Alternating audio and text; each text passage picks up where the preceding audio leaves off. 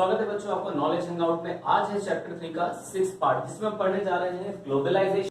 तो ग्लोबलाइजेशन के बारे में समझ लेते हैं। ग्लोबलाइजेशन होता क्या है? It means the integration of national economy with the world economy. Clear? इसको हिंदी में कहते हैं कि अपने अर्थव्यवस्था का दूसरी अर्थव्यवस्था के साथ सामंजस्य स्थापित करना, यानी कि तालमेल बैठाना ग्लोबलाइजेशन कहलाता है। The main aim of globalization was to remove the trade barrier of international business and capital movement। तो एक तरह से इसका जो मेन एम था अंडर द इकोनॉमिक रिफॉर्म 1991 वो ये था कि जो ट्रेड बैरियर है, जो इंटरनेशनल बैरियर्स हैं, किसके लिए? बिजनेस के लिए और कैपिटल मूवमेंट के लिए, उसको हटाया जाए और डिफरेंट जो रिवोल्यूशंस हैं एक तरह से, और जो कह सकते हैं कि इकोनॉमिक गेन है, उसको अर्न किया जाए in context of Indian economy. Globalisation made the whole world a global village by ending the geographical boundaries for trade and investment. तो हुआ क्या? इसने एक वैश्विक गांव बना दिया। किसको? इंडिया को और पूरे वर्ल्ड को। जब आप वर्ल्ड का मैप देखते हैं तो उसमें बहुत सारी बाउंड्रीज होती है। अगर आप उसकी बाउंड्रीज मिटा दें, सिर्फ आउटलाइन रहने दें बाहर की, तो क्या होगा? आपको पूरा विश्व एक जैसा नजर आने लगेगा। यही काम किया ग्लोबलाइजेशन ने। इसने क्या किया? जो ज्योग्राफिकल बाउंड्रीज थी उसको रिमूव कर दिया था ट्रेड एंड बिजनेसेस के लिए। तो अब पूरा का पूरा विश्व एक व्यापार मंडी बन के रह गया था, कोई उसमें अंतर नहीं था। ये कॉन्सेप्ट था ग्लोबलाइजेशन का। और जो बड़ा एम था ग्लोबलाइजेशन का इंडिया में लाने के लिए, ग्लोबलाइजेशन को इंडिया में क्यों लाया गया था?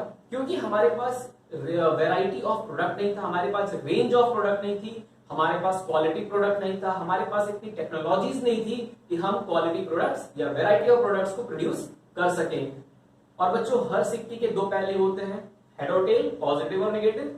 क्लियर? तो आज हम बात करेंगे ग्लोबलाइजेशन के पॉजिटिव और नेगेटिव साइड्स की, और यही पॉइंट्स आपके कंक्लूजन में या क्रिटिकल इवैल्यूएशन में भी काम आते हैं। तो चलिए देखते हैं क्या थे वो positive sides.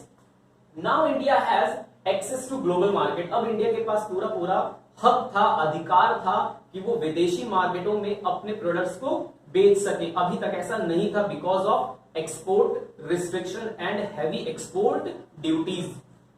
Introduction of advance technology. Tech stands for technology.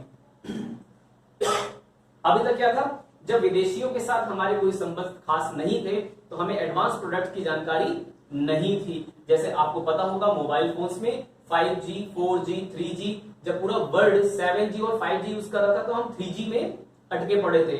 जब वर्ल्ड 3G यूज कर रहा था तो हम पार्ले जी में अटके पड़े थे, आई मीन टू से 2G में अटके पड़े थे। तो हमारा कुछ खास इंप्रूवमेंट था नहीं जब तक हम ग्लोबलाइजेशन की तरफ नहीं बढ़े थे।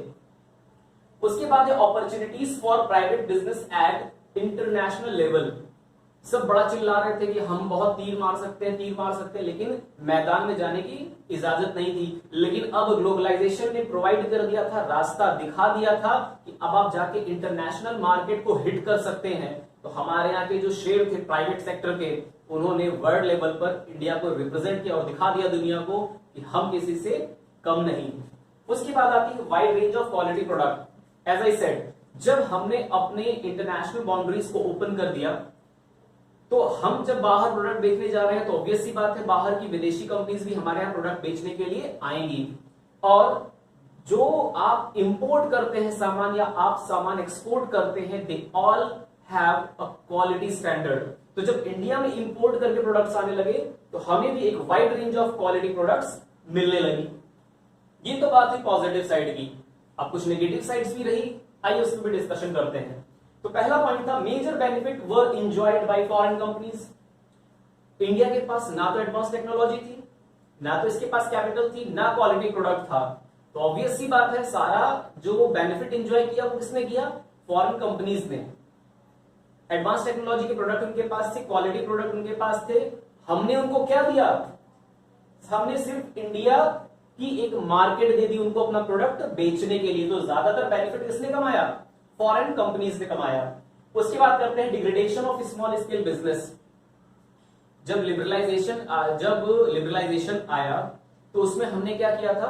इंडस्ट्रियल रिफॉर्म के तहत जो भी रिजर्वेशंस थे उनको कैंसिल कर दिया था, डी रिजर्वेशन कर दिया था एसएसआई का, स्मॉल स्केल इंडस्ट्रीज का। उसका ही रिजल्ट था कि जो स्मॉल स्केल बिजनेसेस थे वो अब बंद होने की कगार पे आ गए थे, क्योंकि उनका सीधा मुकाबला था इंटरनेशनल मार्केट की क्वालिटी प्रोडक्ट से, मशीन मेड प्रोडक्ट से।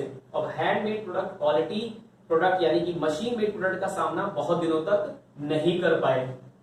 उसके बाद India just became a global market. जब आपके पास प्रोडक्ट बेचने के लिए नहीं है तो ऑब्वियस सी बात है पूरा विश्व आपको एक बाजार के रूप में इस्तेमाल करेगा, और यही हुआ इंडिया के साथ। चाइना हो, रशियन हो, अमेरिकन हो, ब्रिटिशर्स हो, जितने भी लोग रहे उन्होंने सिर्फ अपना प्रोडक्ट लाके यहां पर बेचा।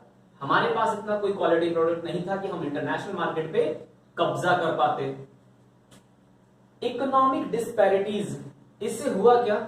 इकोनॉमिक डिस्पैरिटीज मतलब जो एक गैप था, उतार चढ़ाव था इकोनॉमिक का, यानी कि पैसों का, वो बढ़ता चला गया। एक तरफ देश में इंडस्ट्रियलिस्ट हुए, उससे फायदा पाने वाले कुछ स्पेशल कैटेगरी ऑफ पर्संस हुए या क्लास ऑफ पीपल की बात कर लें, वो धीरे धीरे रिचर सेक्शन में कन्वर्ट होते गए, और जो पुअर सेक्शन था वो पुअरेस्ट सेक्शन में कन्वर्ट होता चला गया। तो ये एक नेगेटिव साइड थी जो आज तक हम खत्म नहीं कर पाए हैं।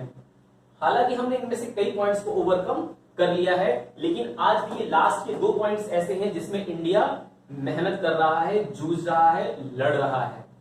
तो ये था बच्चों ग्लोबलाइजेशन का एक सेशन जिसमें हमने हर तरह के पॉइंट को डिस्कस करने की कोशिश की है। इसके बाद भी अगर कोई क्वेश्चन है आपके पास जिसका सोल्यूशन इसमें नहीं मिलता है तो do comment and let me know. I will provide you the supplementary video for this. Have a nice day today.